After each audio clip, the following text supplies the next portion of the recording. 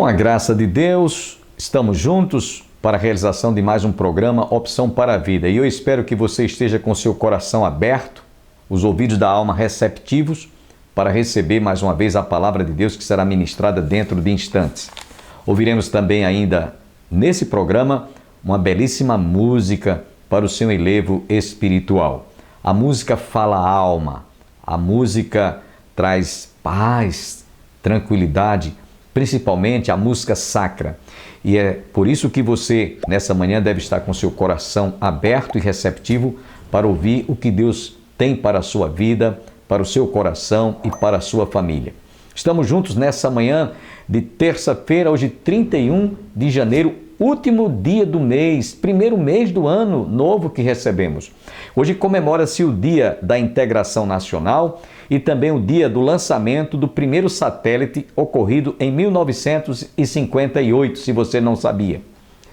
Sem perda de tempo, deleite-se com esta música para o seu enlevo espiritual.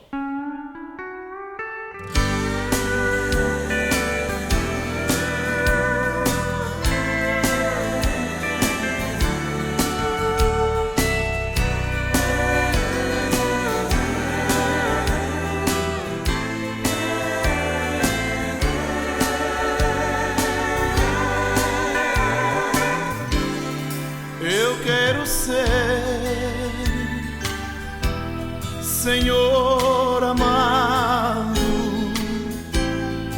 como um vaso nas mãos do oleiro, quebra minha vida e faz-a de novo.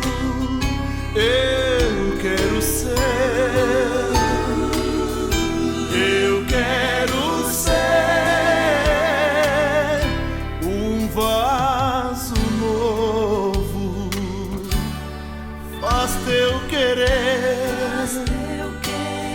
Senhor amado,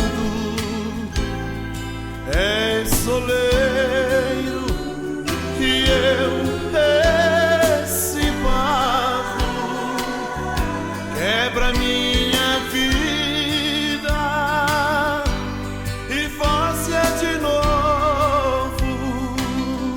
Eu quero ser. Eu quero ser um vaso novo.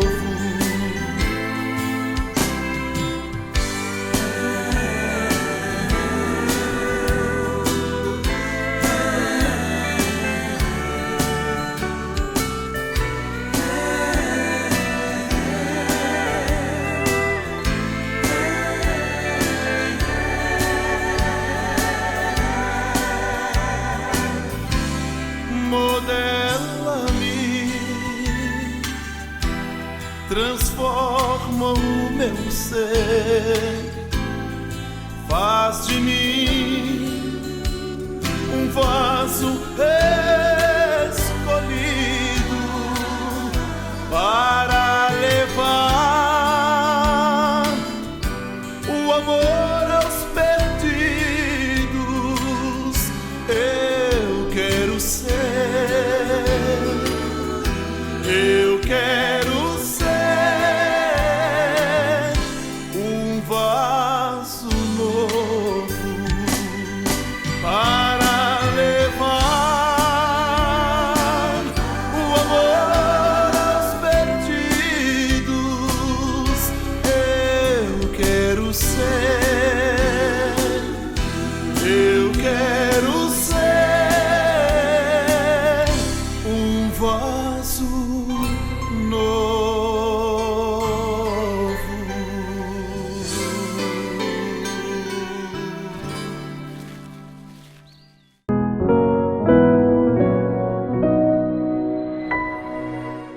Na carta do apóstolo Paulo, capítulo número 16, nós vamos ler do versículo 7 até o versículo 16. Romanos 16, 7 a 16.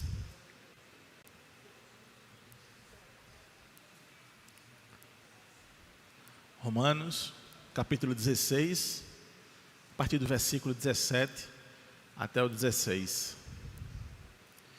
Saudai Andrônico e Júnias, meus parentes e companheiros de prisão, os quais são notáveis entre os apóstolos e estavam em Cristo antes de mim.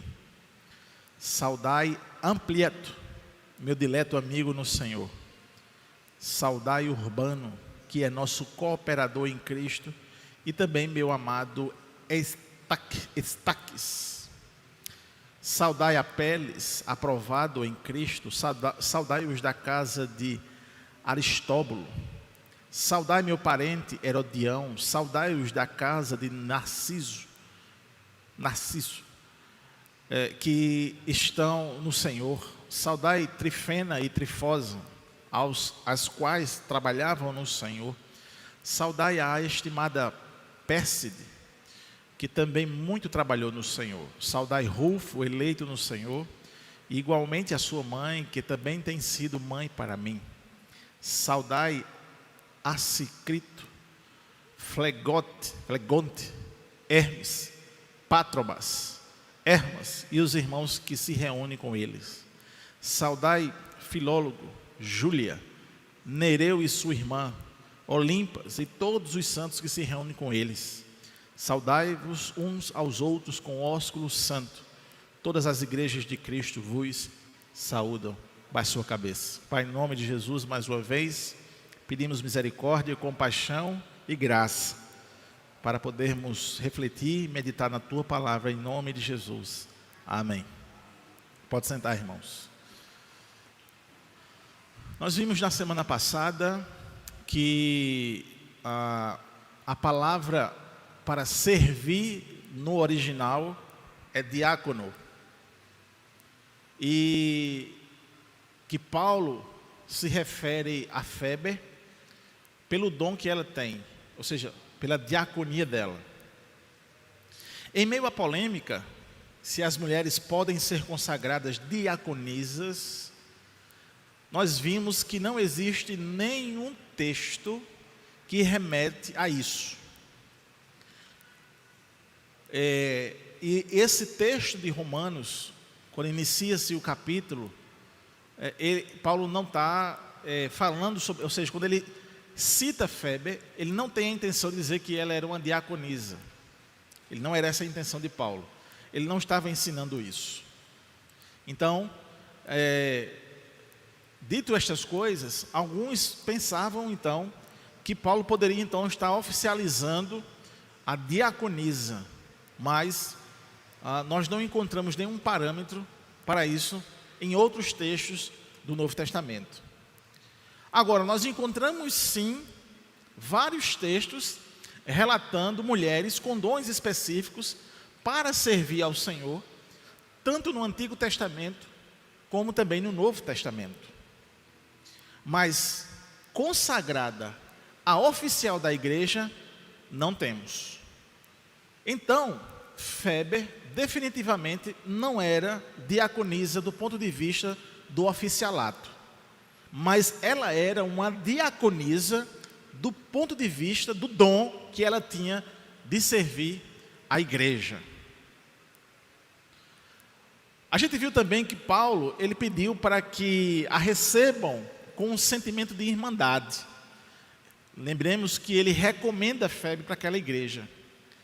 E eu achei isso muito interessante, porque penso que esse sentimento é um sentimento que todos nós devemos desenvolver para receber os nossos irmãos em Cristo no nosso dia a dia, ou mesmo para a gente desenvolver algum tipo de trabalho na igreja. Ter o sentimento de irmandade com os irmãos da igreja é extremamente importante para o desenvolvimento do nosso serviço na igreja. Sem esse sentimento de irmandade, fica difícil o trabalho em conjunto e o trabalho na igreja, consequentemente. Paulo então, ele pede para que a igreja de Roma tenha esse sentimento de irmandade para com Febe, e ele reconhece que Febe tem um serviço prestado à igreja de forma fenomenal. E é interessante que Paulo ele não entra em detalhes sobre o que Febe especificamente fazia, mas ela se destacou ajudando os irmãos da igreja, não só a igreja de Éfeso, mas também a igreja de Corinto, e consequentemente ela ia ser uma ajudadora da igreja de Roma, já que ela estava se dirigindo para Roma. Ela estava indo para Roma, e alguns comentaristas vão dizer que ela estava levando essa carta para Roma. Ela era a guardiã dessa carta, não é?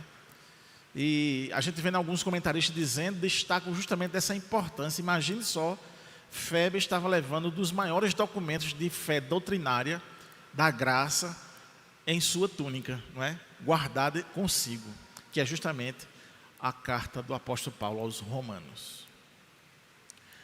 O apóstolo Paulo ele vai então começar a saudar algumas pessoas que provavelmente eram da igreja e que ele conhecia. Inclusive, ele conhecia os trabalhos dessas pessoas na igreja. E aí é o caso de Priscila e Áquila. E esse casal tinha a mesma profissão de Paulo, ou seja, eles eram fabricantes de tenda naquela época. E era um casal que Paulo vai destacar também, que cooperou com ele na cidade de Corinto, depois na cidade de Éfeso. Esse casal era um casal que eles tinham nascido em Roma, morado em Roma, mas provavelmente na perseguição de Nero, eles saíram de Roma, pelo fato de estarem judeus, saem de Roma fugidos da perseguição. Encontram-se com Cristo, tem essa irmandade, começa a trabalhar com Paulo, e nesse momento também, provavelmente ele está retornando para Roma. E eles estavam tão inseridos no trabalho do ministério do apóstolo Paulo, que fazia então um trabalho missionário junto com ele. Nós vimos também que Paulo, ele menciona o casal, que teria, esse mesmo casal, Priscila e Áquila, que teria participado com ele, eles tinham livrado Paulo, porque Paulo, ele tinha sim, no seu ministério, consequentemente, ele levantou alguns inimigos, e esses inimigos então, de forma injusta, lógico, não é? Quiseram então pegar Paulo e Áquila e Priscila, então se metem no meio e arriscam a vida deles por causa de Paulo. E provavelmente esse episódio tinha acontecido lá na cidade de Éfeso, essa confusão.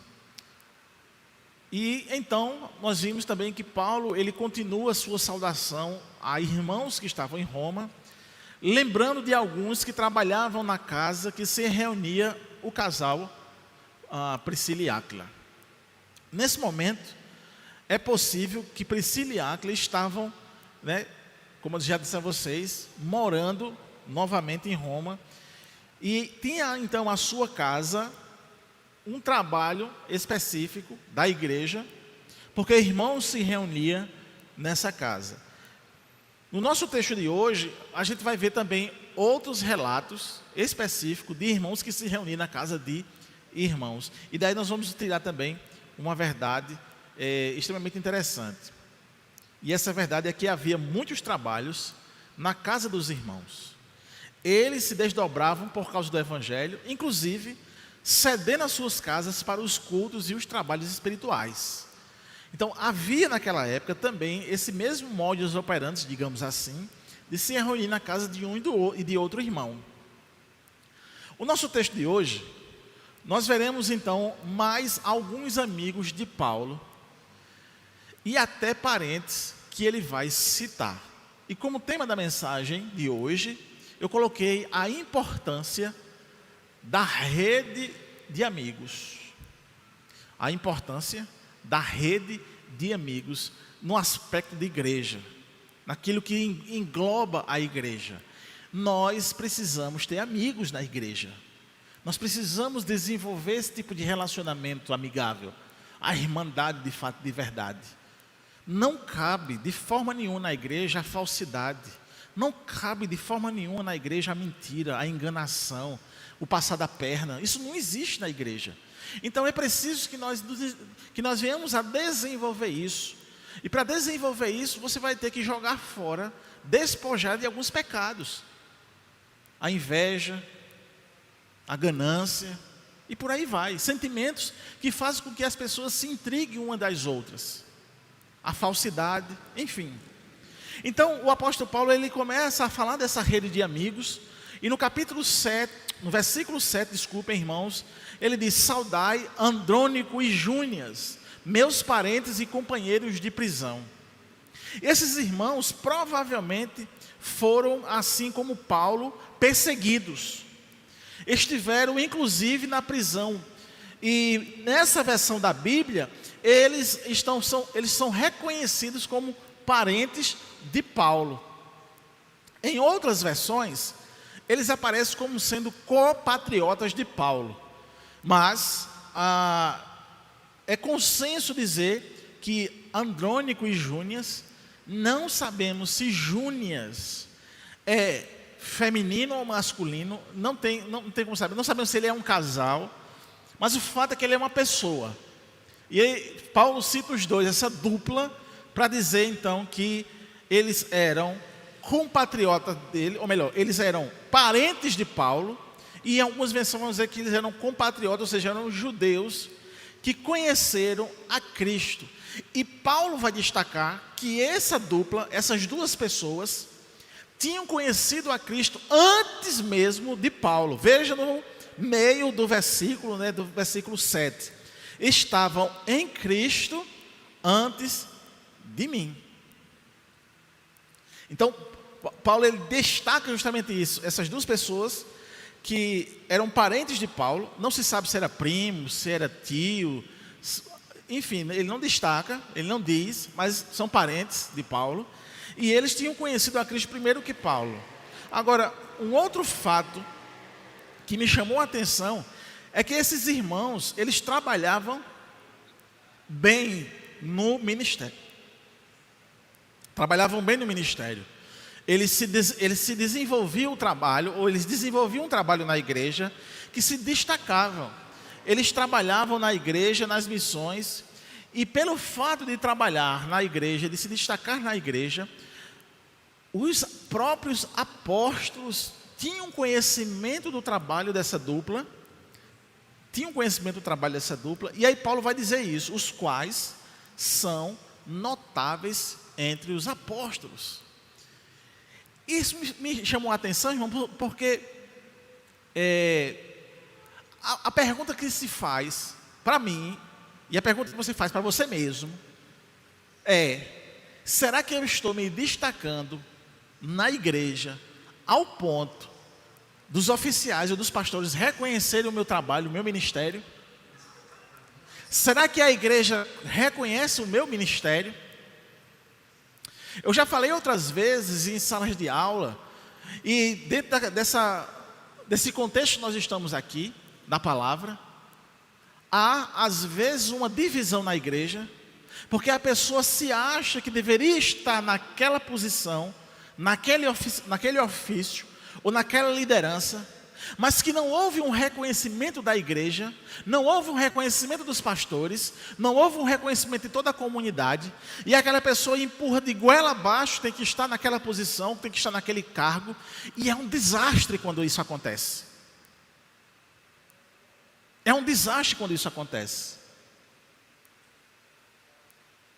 Você consagrar um presbítero, quando ele não é presbítero, você traz uma desgraça para a vida daquela pessoa. Porque vai ser exigido dele o presbiterato, mas ele não vai conseguir porque ele não é. Da mesma forma, você consagra um diácono sem ser diácono, você traz uma desgraça para a vida daquela pessoa. Porque ele vai tentar fazer o trabalho, mas não vai conseguir, porque ele não tem dom de diaconia. E outra coisa, para ser bem polêmico e para quebrar muita coisa que tem de paradigmas na igreja: não existe planos de carreira na igreja. Não tem nenhum texto, presta atenção, não tem nenhum texto no Novo Testamento dizendo que primeiro eu tenho que ser diácono para depois ser presbítero. Está ouvindo o que eu estou dizendo? Por mais que a nossa tradição diga isso, e alguns irmãos tenham isso como algo que seja verdade, mas não tem nenhum texto do Novo Testamento dizendo isso. Não, primeiro você é diácono, depois você é presbítero, depois você é isso, depois você é aquilo. Não existe esse plano de carreira. Não existe. A gente pegou isso como uma tradição e a gente colocou isso como tradição. Mas não existe isso. Não vimos, assim como a gente não vê a consagração de diaconisa, de presbítera ou de pastora. Eu não sei nem se presbítera está certo, viu? Não sei o feminino de presbítera, não é? Não sei se tem o feminino, mas enfim. Vocês entenderam, amém? Então, se eu sou rigoroso biblicamente para uma coisa, por que eu não sou para outra? Então, se eu vou ser rigoroso para dizer que o presbítero tem que ter o dom de presbítero para ser presbítero, necessariamente ele não tem que se passar por diácono. Respeito quem pensa assim. Eu já pensei assim, até que a Bíblia me provou o contrário. Respeito quem continua tendo a mesma opinião, não tem problema. Mas biblicamente não existe. Entenderam o que eu quero dizer? Amém? Paulo então vai afirmar uma coisa que alguns ministros do Evangelho encontram dificuldades. Eu me refiro quando ele ouve, quando se ouve, né, de alguns pastores, da sua dificuldade de ter amigos. E outro ainda que dizia que não tinha amigo na igreja e que seus amigos eram pessoas de fora. Particularmente, irmãos, não tenho esse problema. Particularmente, eu não tenho esse problema. Se você quer ser seu amigo, eu vou querer também ser o seu amigo. Eu não tenho problema com isso. Eu tenho amigos na igreja também e tenho amigos fora. Eu tenho pessoas que eu posso realmente confiar, falar, não tem problema. E se aquela pessoa me trair na sua confiança, isso também acontece. Ou não? Alguém é perfeito aqui? A não ser que seja na safadeza, aí já é outra coisa, é desvio de caráter. Não é? É desvio de caráter. Mas eu não fico me lastimando dizendo que eu não tenho amigo na igreja, não. Eu tenho amigos na igreja, sim. Eu tenho ovelhas, mas eu também tenho amigos na igreja. E se você quiser ser um amigo, eu estou disponível para ser seu amigo. E se você quiser ouvir minhas lamúrias como pastor, eu estou pronto para falar para você. Talvez você não vai entender, mas eu estou pronto. Amém, irmãos? Como também eu tenho amigos fora. Eu tenho amigos pastores em particular. Eu tenho um amigo pastor que ele é o meu mestre. Eu sempre digo a ele, você é um mestre para mim. E ele realmente é um mestre. Ele já foi meu aluno, mas ele é um mestre para mim. Pela sua maturidade, pela sua desenvoltura no ministério, pelo seu dom de ensinar. Eu sempre digo a ele que ele é meu mestre. Amém? E é muito bom. É uma pessoa que eu sempre saio para almoçar. Eu ligo para ele, vamos, e a gente conversa, a gente chora, a gente fala do ministério. Como isso é bom, irmãos? Como isso é bom, né? Não só esse em específico, que é o mais chegado porque está há muito tempo, mas outros e outros pastores que são amigos. Então, Paulo ele vai dizer assim, no versículo número 8, saudai Ampliato, meu dileto amigo no Senhor. Então, ele destaca que ele tem um amigo lá, ele não foi lá em Roma. Lembram disso?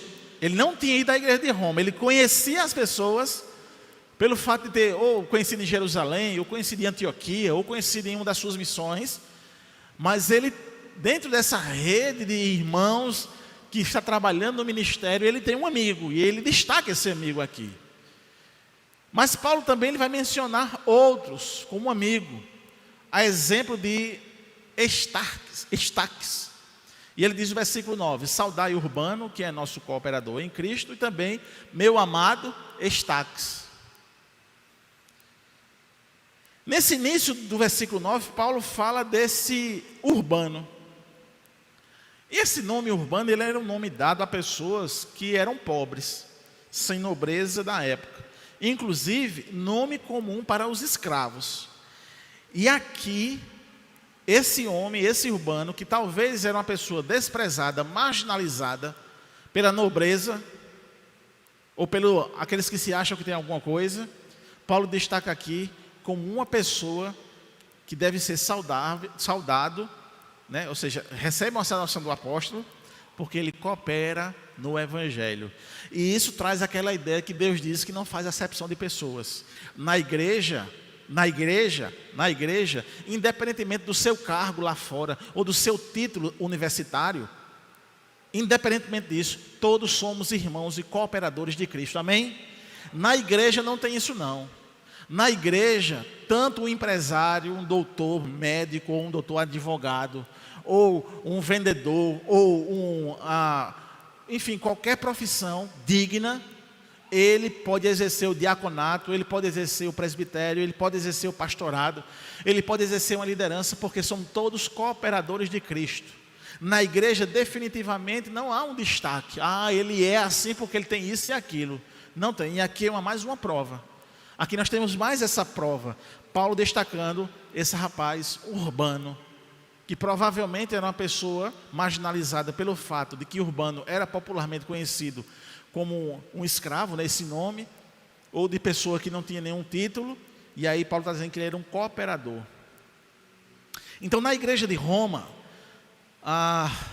havia também outro que Paulo vai destacar como sendo uma pessoa que é boa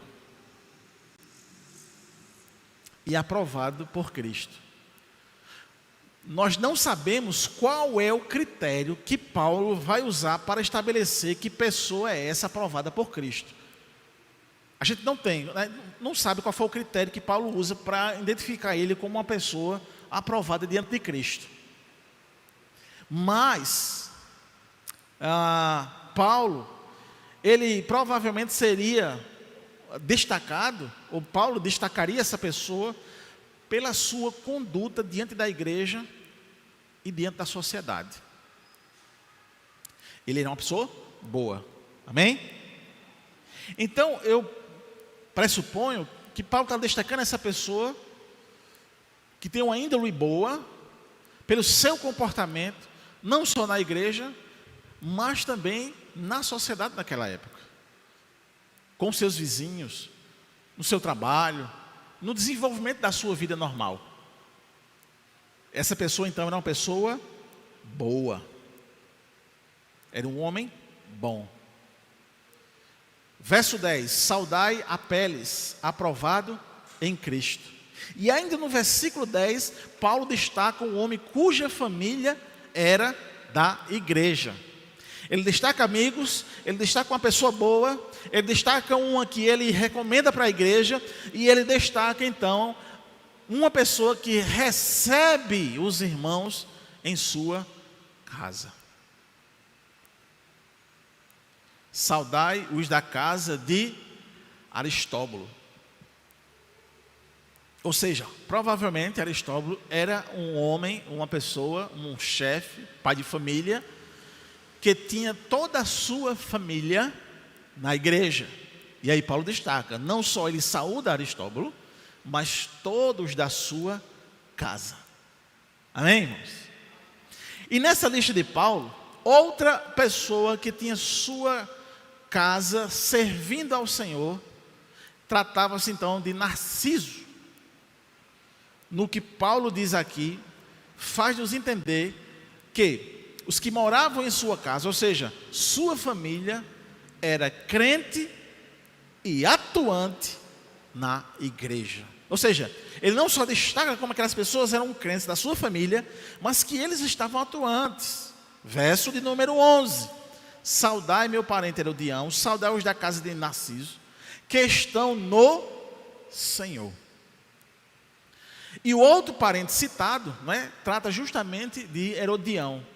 Não se sabe também muita coisa dele, mas pelo fato de ter sido citado por Paulo, certamente ele tinha uma importância naquela igreja. Então, dentro desses amigos de Paulo, ele agora começa então a citar duas mulheres, que até, irmãos, essas duas mulheres que Paulo vai destacar aqui, virou meme. Hoje diz meme, não é mais piada nem anedota, é meme, virou meme. Por quê? Porque alguns, para descontrair, diz ou sugestiona para aquelas mulheres que estão grávidas, né, o nome bíblico. Vai colocar um nome bíblico na sua filha. Tem 2 nomes bons para você colocar na sua filha: Trifena e Trifosa. Só que no original grego, Trifena e Trifosa, embora seja engraçado no português, mas queriam dizer formosas, lindas.